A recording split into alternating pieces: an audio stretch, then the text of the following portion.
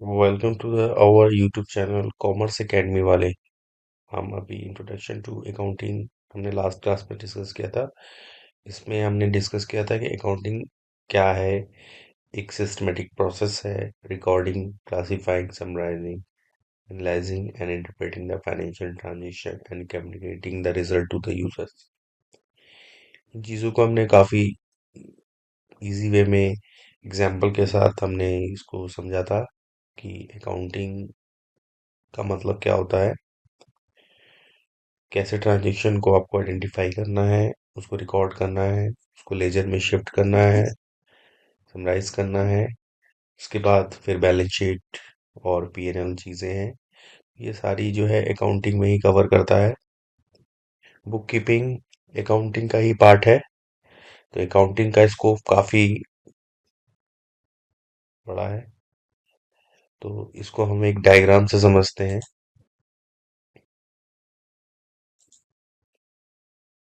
Accounting process कह सकते हैं, अकाउंटिंग साइकिल कह सकते हैं। सबसे पहले क्या है कि आपको फाइनेंशियल ट्रांजैक्शन को आइडेंटिफाई करना है। किसी भी बिजनेस में सबसे पहले आपको अपने ट्रांजैक्शन को आइडेंटिफाई करना है कि ये हमारे बिजनेस से रिलेटेड है या नहीं है। ठीक है। अगर आपने कोई प्रोडक्ट खरीदा है अपने कंपनी के लिए, आपकी कंपनी ने खरीदा है, जस्ट लाइक है, सेल है, परचेज है, या कोई भी ऐसा ट्रांजैक्शन है जिसमें आपके फाइनेंशियल जो है एंट्रीज इन्वॉल्व है, वो फाइनेंशियल ट्रांजैक्शन को सबसे पहले आप क्या करेंगे, उसको आइडेंटिफाई करेंगे। अकाउंटिंग करता है। पहला स्टेप इसका यही है। सेकेंड स्टेप है इसको रिकॉर्ड करना, उसको रिकॉर्ड करता है।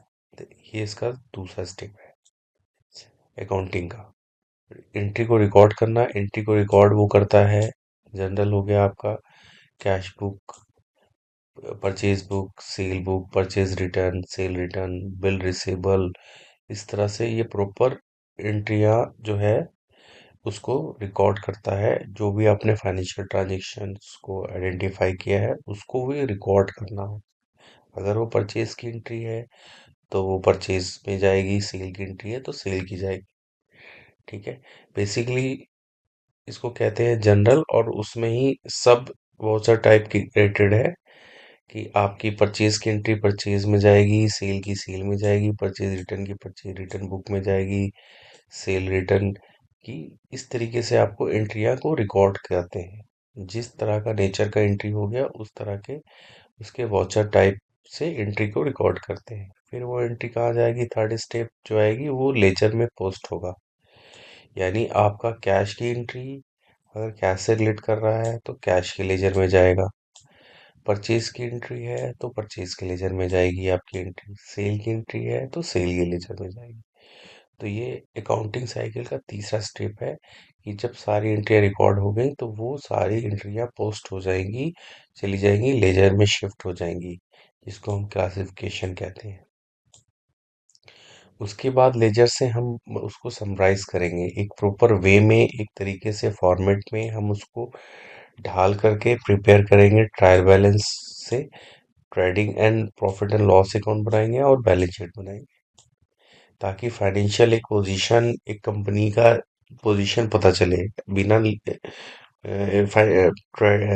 Trading and profit and loss और बैलेंस शीट के किसी भी कंपनी के फाइनेंशियल इंफॉर्मेशंस किसी भी यूजर को समझ में नहीं आएंगे, किसी भी मैनेजमेंट को समझ में नहीं आएगी। उसके बाद ये हमारा फोर्थ स्टेप है। और that final step analyse and interpretation कि ये हमारा जो बैलेंस शीट है वो क्या पोजीशन को दिखा रहा है, प्रॉफिटेबल है या नहीं है। तो ये चीजें, ये आपका फिफ्थ स्टेप, लास्ट स्टेप है। तो ये अकाउंटिंग साइकिल जो है, अकाउंटिंग प्रोसेस है, ये इनके वन टू वन इस तरह का ये साइकिल है। इसमें ये प्रोसेस इसी तरह की प्रोसेस है। ये इसका कैरेक्टर कह सकते हैं। ये अकाउंटिंग में पूरे कवर होता है। पूरा कॉमर्स इसी पे ही बेस्ड है। ठीक है, आगे बढ़ते हैं, इसको समझते हैं। हमारे पास कैरेक्टर ऑफ अकाउंटिंग, आपने टीएस ग्रेवाल की बुक में आपको पढ़ना है। ऑब्जेक्टिव्स ऑफ अकाउंटिंग, क्या उद्देश्य है, क्या ऑब्जेक्टिव है अकाउंटिंग का। कैरेक्टर्स क्या है, उसकी विशेषताएं क्या है, फंक्शन ऑफ अकाउंटिंग क्या है, advantage of accounting, limitations and rule. तो इसमें से हम आज जो कवर करेंगे, ये 3 पॉइंट कवर कर लेंगे। फिर नेक्स्ट में हम, अगले क्लास में हम ये 3 पॉइंट कवर करेंगे। तो कैरेक्टर्स ऑफ अकाउंटिंग क्या है इसका कैरेक्टर। तो इसका कैरेक्टर ही यही है जो आपको आपने इसमें पढ़ा, कि भैया पहले फाइनेंशियल ट्रांजैक्शन को आइडेंटिफाई कर लेगा कि हाँ भाई वो ट्रांजैक्शन है या नहीं है, फिर उसको सिस्टमेटिक तरीके से रिकॉर्ड करेगा। जो हमने चीजें इसकी अकाउंटिंग की कॉन्सेप्ट को समझा था ये, तो इसको हम फर्दर एक्सप्लेन कर देते हैं। The accounting of characters of accounting सार्स क्या है, उसकी क्या विशेषताएं हैं। इस विशेषताएं क्या है कि ये जो है पहले फाइनेंशियल ट्रांजैक्शन को आइडेंटिफाई कर देगा। ये इसके कैरेक्टर है। यानी कैरेक्टर कह सकते हैं कि किसी भी का एक, मतलब इंटरनली एक उसकी हैबिट वो है, इनबिल्ड एक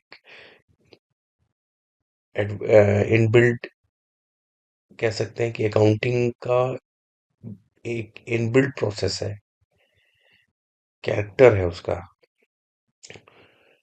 कि वो पहले एंट्री को आइडेंटिफाई करेगा। फाइनेंशियल जो ट्रांजैक्शंस हैं उसकी घटनाएं और उसको पहले आइडेंटिफाई करेगा कि भाई ये जो आप बिजनेस से रिलेटेड कोई काम है तो उसको आइडेंटिफाई कर लेगा।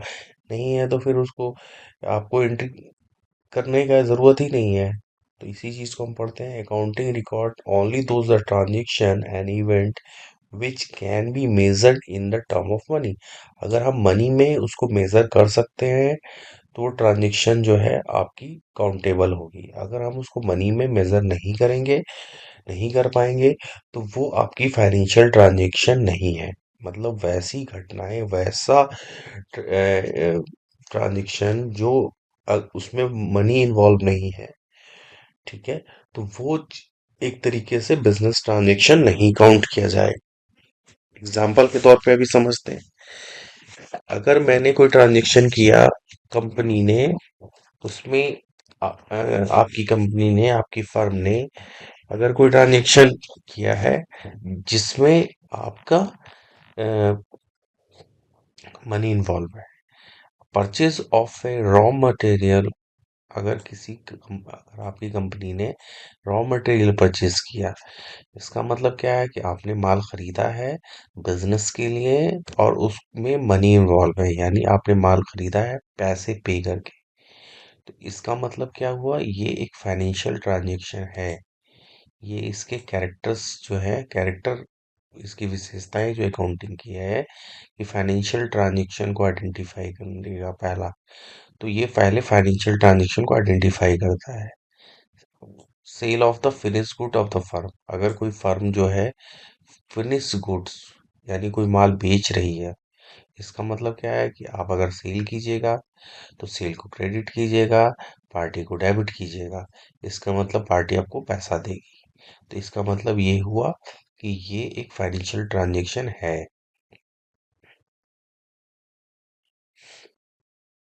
दूसरा इसका कैरेक्टर क्या है कि पहचाने गए लेन देन को मापना। अगर आपने किसी फाइनेंशियल ट्रांजैक्शन को आइडेंटिफाई कर लिया है, मेजर कर लिया है, तो क्या उसको हम एक तरीके से मनी के टर्म में, जैसे हमने कहा कि मनी के टर्म में अगर है तो वो चीजें आपकी फाइनेंशियल ट्रांजैक्शन है। ये भी वही कह रहा है, financial transaction events are measured in the term of money, an event which can not be measured in the term of money is not recorded in the books of account. अगर कोई transaction जो है उसको आप money के term में major कर सकते हैं, तो वो चीजें आपकी फाइनेंशियल ट्रांजैक्शन जो है वो रिकॉर्ड की जाएगी। अगर वो फाइनेंशियल ट्रांजैक्शन जो है बिजनेस में, उसको आप मनी में मेजर नहीं कर सकते हैं, can not be measured in the term of money, तो वो आपके बुक्स में रिकॉर्ड नहीं होगा। अगर आपने देखा था यहाँ पे कि अगर आपके परचेज ऑफ रॉ मटेरियल था तो इसमें मनी इन्वॉल्व है, ये एक फाइनेंशियल लेन देन है, तो फिर उसकी एंट्री की रिकॉर्ड की जाएगी।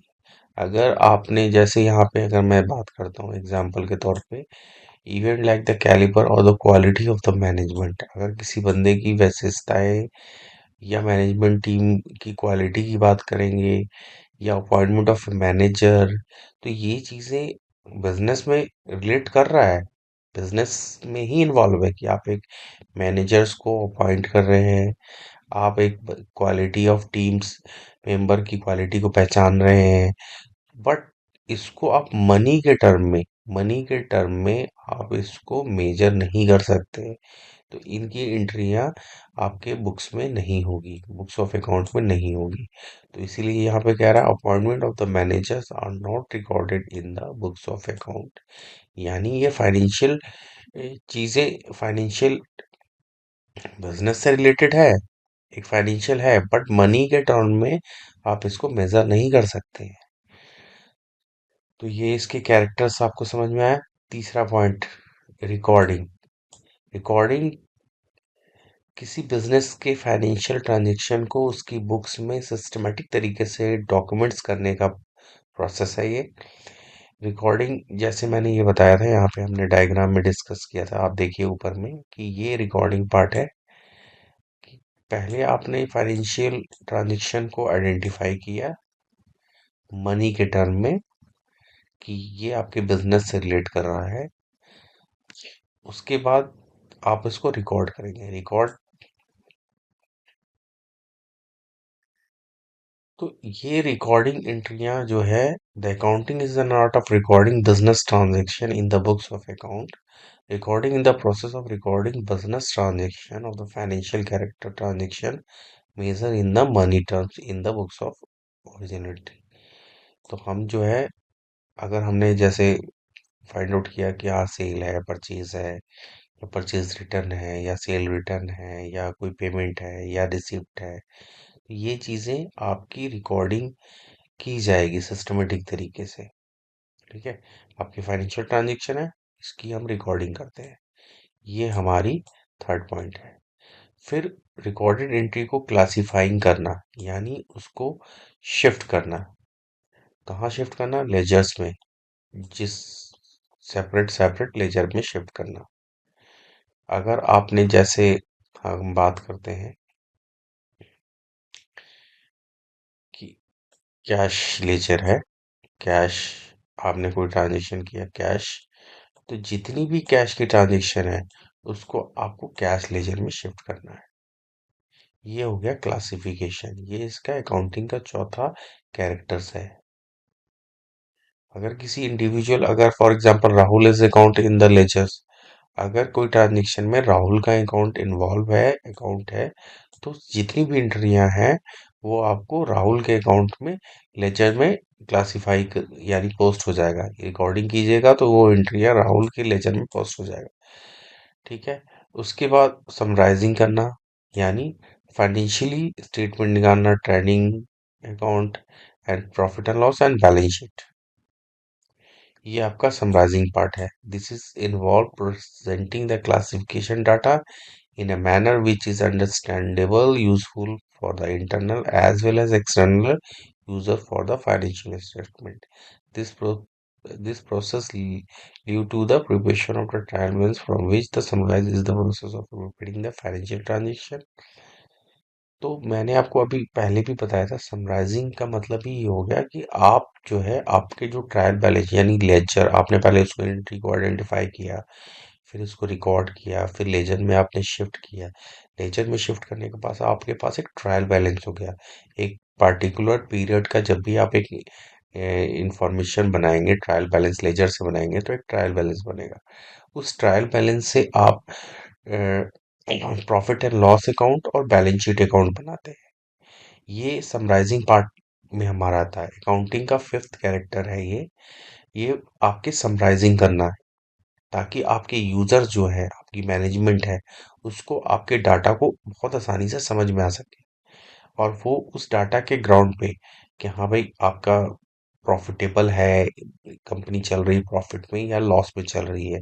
अगर प्रॉफिट में चल रही है तो भाई कितना प्रॉफिट है, हमने क्या कमाया, ये चीजें आपको समराइजिंग यानी बैलेंस शीट और profit and loss trading account से ही पता चलेगा। तो जैसे मैंने आपको बताया, trading and profit and loss और statement of the profit and loss, balance sheet prepared, ये सारे पार्ट्स आपके समराइजिंग में ही कवर आता है। फिर एनालिसिस एंड इंटरप्रिटेशन, यानी जो आपने फाइनेंशियल डाटा आपने निकाला, उसके ग्राउंड पे बिजनेस का क्या पोजीशन है, क्या आप प्रॉफिटेबिलिटी आ रही है कि नहीं आ रही है, क्या प्रॉफिटेबिलिटी का क्या रेशियो है, कितनी परसेंटेज है। ये एनालिसिस एंड इंटरप्रिटेशन पार्ट, ये अकाउंटिंग का सिक्स पॉइंट है, यानी कैरेक्टर है, कि आपने पूरा साल में जो भी इंफॉर्मेशन निकाला है, या आप क्वार्टरली निकालते हैं या मंथली निकालते हैं, वो आपके यूजर्स के लिए कितना इम्पोर्टेंट है, कितना आपने प्रॉफिट कमाया, आपकी कंपनी लॉस में चल रही है, प्रॉफिट में चल रही है, कितना प्रॉफिट में चल रही है, क्या डिसीजन लेना चाहिए, आपकी पोजीशन क्या है बिजनेस की। ये सारे जो कवरेज है वो एनालिसिस एंड इंटरप्रिटेशन वाले सेक्शन, यानी पॉइंट सिक्स, ये इसका कैरेक्टर है। अकाउंटिंग के टोटल आपने समझ गया 6 कैरेक्टर्स हैं।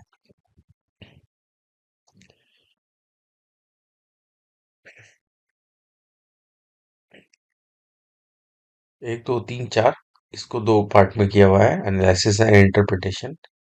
तो ये एक प्रॉपर, आप इसको कह सकते हैं, एक साइकिल है, अकाउंटिंग साइकिल है, अकाउंटिंग प्रोसेस है, अकाउंटिंग कैरेक्टर्स है। ठीक है। डेफिनेशन में भी यही हमने पॉइंट को कवर किया था कि अकाउंटिंग क्या है बेसिकली। अकाउंटिंग एक सिस्टमेटिक प्रोसेस है रिकॉर्डिंग करने का, क्लासिफाई करने का, उसको समराइज करने का, analyze and interpreting the financial transaction and communicating the result to the user. ये इसके डेफिनेशन पॉइंट में भी वही बातें कहता है जो इसका कैरेक्टर्स है।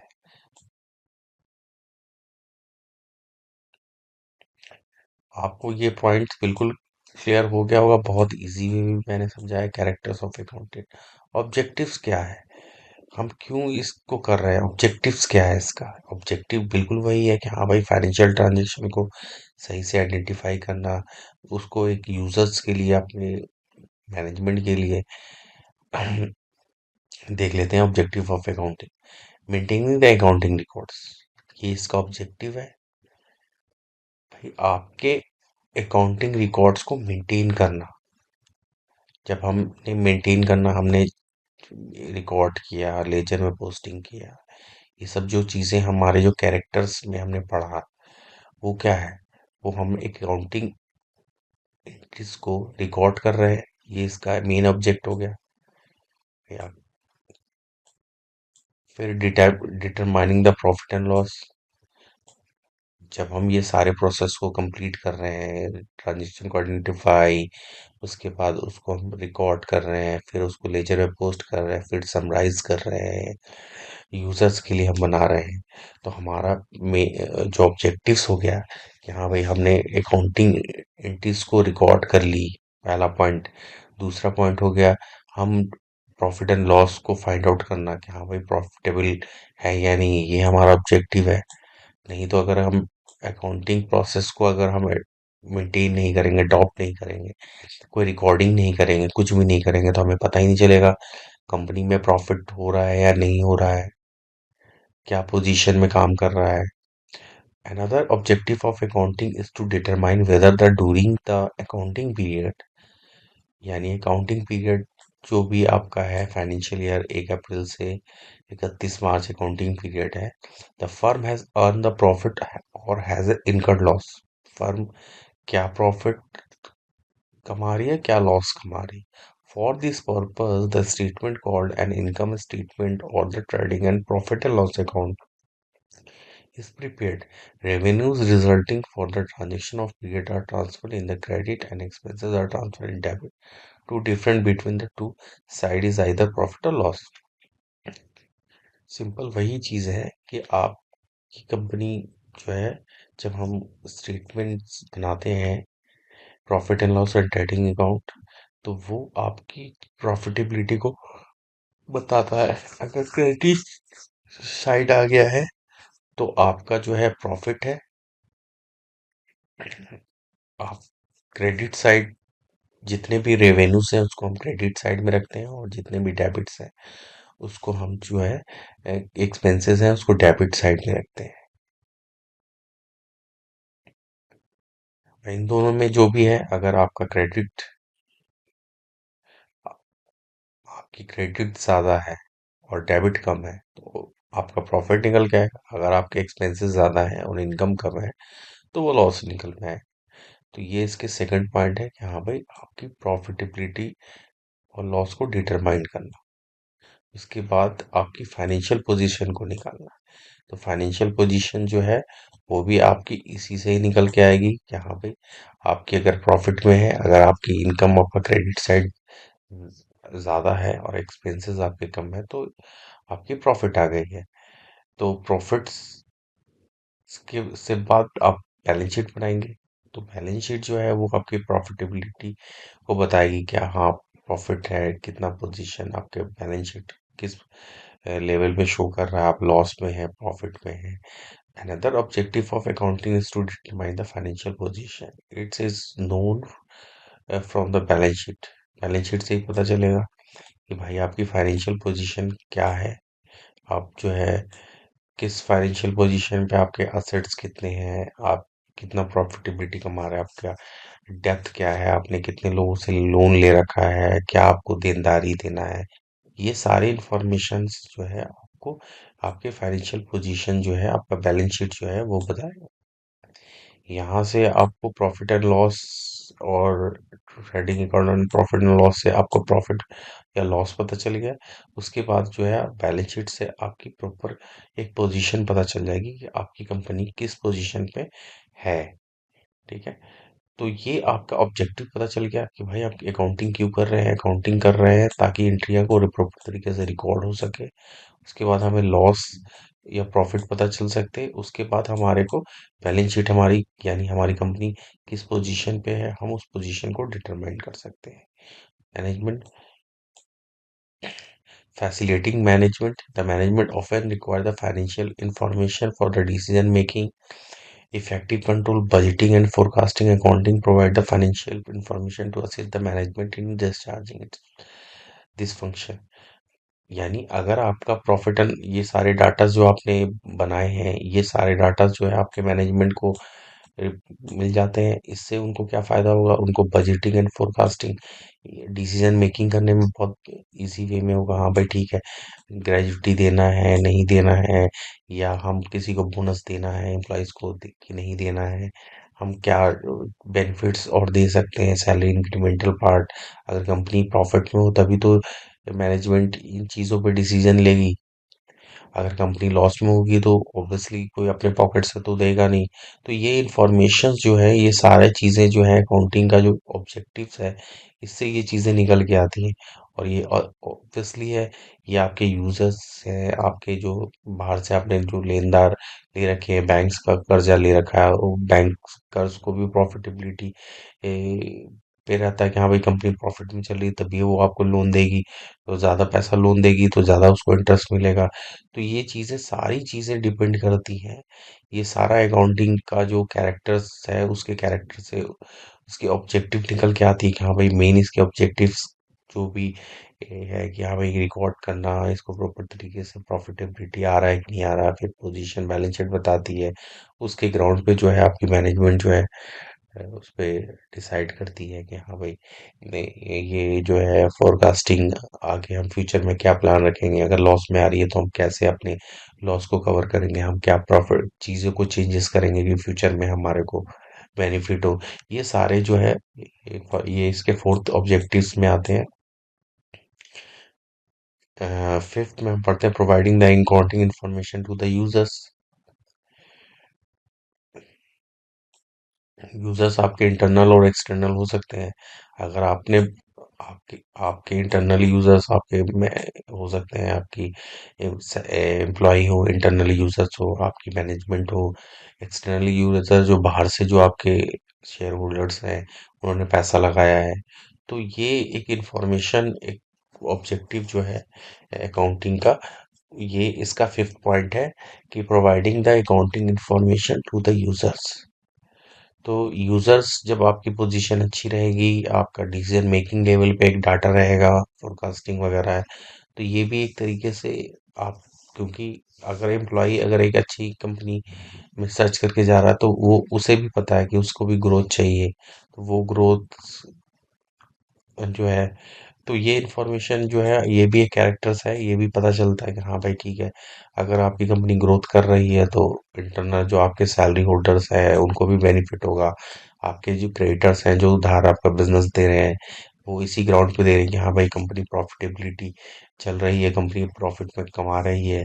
तो ये सारी इंफॉर्मेशंस अगर आप मेंटेन नहीं करते हैं, ऑब्जेक्टिव्स, ये चीज़ें अकाउंटिंग के प्रोसेस को नहीं मेंटेन करते हैं, तो आप एक बिजनेस को रन नहीं कर सकते। आपके एम्प्लॉय को पता नहीं चलेगा कि प्रॉफिटेबिलिटी में है या नहीं है, क्या चल रहा है, तो वो एम्प्लॉय भाग जाएंगे। तो ये हमारा ऑब्जेक्टिव्स का फिफ्थ पॉइंट है, protecting the business assets. Another objective of accounting is to be have the record of the assets owned by the business. Accounting maintain the record of assets owned by the business, which enables the management to exercise the control and protect them. तो ये हमारा six point है।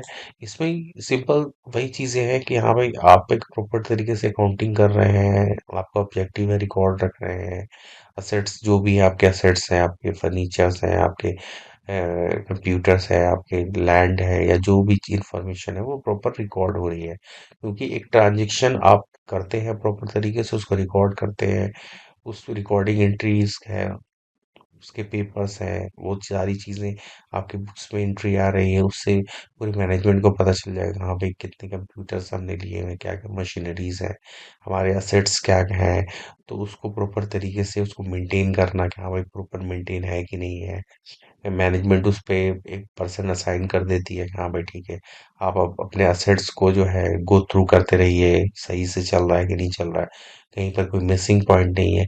तो ये accounting informations क्योंकि हम record कर रहे हैं एंट्री यहाँ बुक्स में, तो वो असेट्स जो है आपके बैलेंस शीट में असेट्स में शो कर रहा है, जिसकी वजह से मैनेजमेंट को काफी फायदा होता है कि हाँ भाई आप अपने असेट्स को मेंटेन करके चलती है, कहीं असेट्स का कोई लॉस तो नहीं हो रहा है। तो ये चीज सब चीजें हमारे को, ये एक ऑब्जेक्टिव का ही पार्ट है। तो अभी तक मैंने आपके दो पॉइंट्स बिल्कुल इजी वे में बहुत अच्छे से क्लियर कर दिया है। एक कैरेक्टर्स ऑफ अकाउंटिंग था और दूसरा ऑब्जेक्टिव, फंक्शन ऑफ अकाउंटिंग, उसका काम क्या है। पहले हमने ऑब्जेक्टिव समझ लिए कि हाँ भाई, कैरेक्टर समझ चुके हैं कि क्या क्या कैरेक्टर है, ट्रांजिशन, आइडेंटिफाई, रिकॉर्डिंग, क्लासिफाइंग, उससे होगा क्या। ऑब्जेक्टिव क्या है भाई, ऑब्जेक्टिव यही है कि भाई आपको एंट्री को रिकॉर्ड करेगा, प्रॉपर फाइनेंशियल पोजीशंस प्रॉफिट में आ रही है कि नहीं आ रही है, फिर उसके बाद आपकी फाइनेंशियल पोजीशन पे आ गया, फिर आपका मैनेजमेंट उस पर डिसीजन मेकिंग, यूजर्स को बेनिफिट, असेट्स का प्रोटेक्शन, ये सारी चीजें आपकी ऑब्जेक्टिव्स इसी से कवर हो गई। Function of accounting, function of accounting समझ लेते हैं।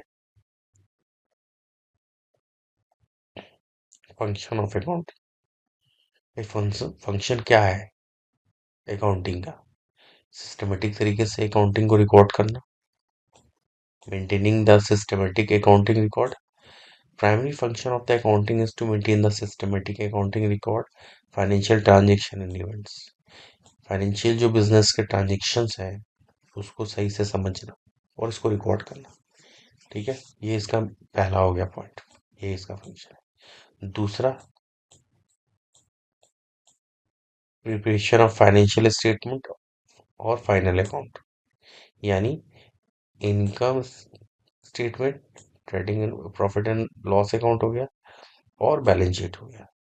ये इसके फाइनेंशियल स्टेटमेंट को बनाना दूसरा पॉइंट हो गया। यही दो काम है, रिकॉर्ड करना, सिस्टम ढंग से रिकॉर्ड करेगा और फाइनेंशियल स्टेटमेंट को बनाएगा। ठीक है, ताकि पोजीशन पता चल जाए। ठीक है, तीसरा क्या है इसका काम, मीटिंग लेवल रिक्वायरमेंट्स, अगर आपकी कोई लीगल डिपार्टमेंट से मीटिंग द लीगल रिक्वायरमेंट्स, यानी इसका काम क्या है, पहले एंट्री को सही से रिकॉर्ड करना, फिर आपकी सिस्टमेटिक तरीके से एंट्री को रिकॉर्ड करने के बाद उसकी profit and loss and trading, और ताकि यूजर्स और आपकी मैनेजमेंट को पता चले कि लॉस में है, प्रॉफिट में है, क्या डिसीजन लेना है, फोरकास्टिंग वगैरह करना है। तीसरा आपका पॉइंट है कि लीगल अगर कोई डिपार्टमेंटल अगर आपसे डाटा मांगता है, चाहे वो ईएसआई डिपार्टमेंट हो, चाहे जीएसटी डिपार्टमेंट हो, चाहे पीएफ डिपार्टमेंट हो, तो सिस्टमेटिक तरीके से आपका डाटा क्योंकि रिकॉर्डेड है, तो वो आप इसको दे सकते हैं। ठीक है, तो ये इसके फंक्शन है। अगर ऐसी रिक्वायरमेंट नहीं हो तो हम फिर एंट्रीज क्यों करें? तो ये चीजें आपके जो टैक्सेशन डिपार्टमेंट है, income tax department, GST department, company act के अकॉर्डिंग जो है ईएसआई हो गया, पीएफ हो गया, इनके जो कोई क्वेरी आती है, कोई अगर आपके जो है monthly day to day data submit होता है, जीएसटी रिटर्न्स वगैरह सबमिट होता है, या बैलेंस शीट जब फाइल होगी तो इनकम टैक्स की रिटर्न जाएंगी, तो ये सारे जो लीगल रिक्वायरमेंट्स है वो आपके फाइनेंशियल अकाउंटिंग की वजह से ही कवर हो पाता है। ठीक है, चौथा point, communicating the financial information. आप आप अपने डाटा, आपके आपने एक कंपनी चला रहे हैं, आपको ने लोन लिया है, तो उसको मंथली डाटा चाहिए कि हाँ भाई मंथली ऑडिट करेगी, बैंक ऑडिट करेगी, मंथली डाटा जाएगा, सेल का डाटा, परचेज का डाटा। अगर आप एक अकाउंटिंग मेंटेन नहीं करते हैं, सही तरीके से डाटा एंट्री मेंटेन नहीं करते हैं, कोई चीज़ को फॉलो नहीं करते, तो आप अपने डाटा नहीं दे सकते हैं। फाइनेंशियल बैंकर्स को आप अपने डाटा नहीं दे सकते हैं। तो इसलिए आपको बैंकर को डाटा देना है, तो एक प्रोसेस को अडॉप्ट करना पड़ेगा। आपकी मैनेजमेंट अगर डाटा मांगती है तो आप डाटा नहीं दे पाएंगे। कोई अथॉरिटीज अगर आपको जीएसटी वगैरह डिपार्टमेंट्स अगर आपका डाटा मांगती है, तो वहां पे भी जो है आपको तरीके से डाटा देना है। ठीक है, तो ये चीजें आपको, ये इसका काम है अकाउंटिंग का। Communicating the financial information, assistant to management, जैसा मैंने आपको डिस्कस किया था कि भाई ये डाटा जो है, जो ऑब्जेक्टिव जो इसका था, तो ये यहाँ पे भी है कि हाँ भाई इसके इसका वर्क है एरिया अकाउंटिंग, डाटा का प्रॉपर ढंग से रिकॉर्ड करेगा, और वो इंफॉर्मेशन जब भी मैनेजमेंट को मंथली या वीकली या ईयरली या हाफ ईयरली या क्वार्टरली जैसे भी चाहिए डाटा, वो डाटा आपको देगा।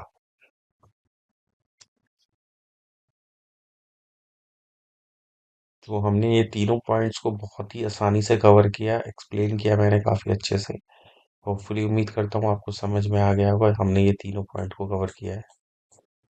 कैरेक्टर्स क्या है, ऑब्जेक्टिव्स क्या है उसके, फंक्शन क्या है।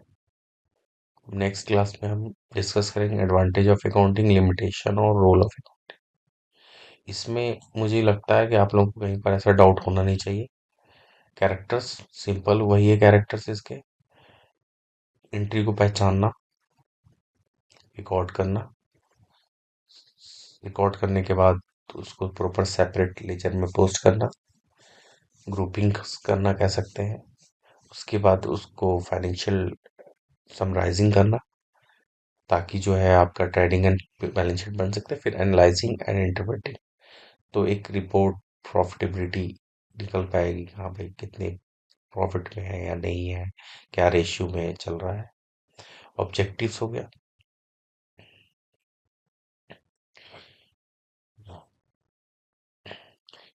क्या ऑब्जेक्टिव्स, अकाउंटिंग एंट्रीज को रिकॉर्ड करना, यूजर्स को इंफॉर्मेशन देना।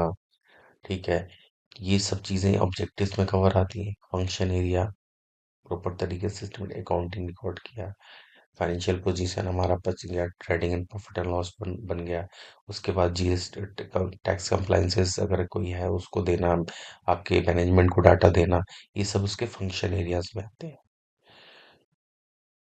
तो ये साइकिल और चीज़ों से मैंने आपको क्लियर किया, काफ़ी अच्छा है। कॉमर्स एकेडमी वाले के यूट्यूब चैनल पे आप लाइक कीजिए, सब्सक्राइब कीजिए। Thank you very much.